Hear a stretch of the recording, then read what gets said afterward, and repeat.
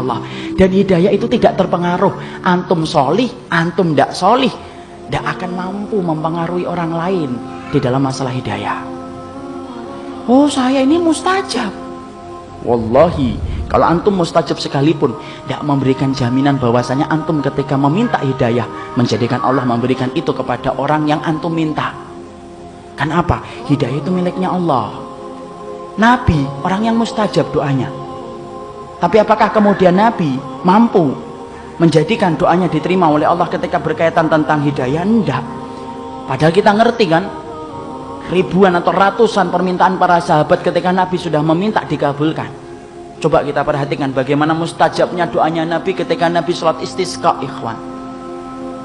Baru Nabi sholat istisqa, baru ngangkat tangan, hujan turun. Padahal belum selesai sholat istisqa-nya saat itu dikerjakan oleh Rasul. Baru mengangkat tangan, Allah langsung kabulkan. Sampai berhari-hari, sampai para sahabat minta lagi, ya Rasulullah, minta lagi sama Allah supaya menahan air hujannya. Rasul mustajab, sepakat kita.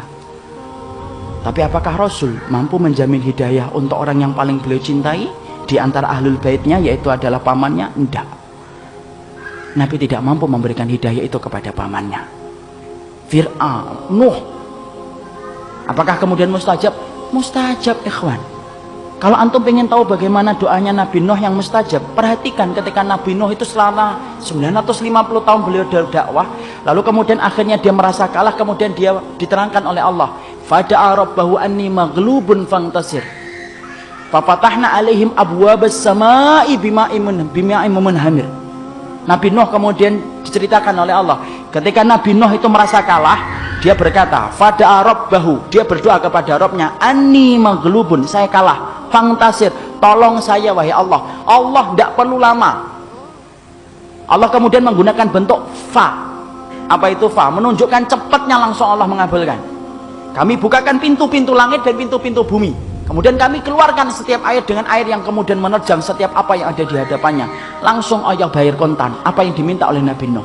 Tapi lihat Nabi Nuh, permintaan tentang istrinya dan anaknya tidak dikabulkan oleh Allah. Innahu laisa min amali salih, dia bukan orang yang saleh, Nuh.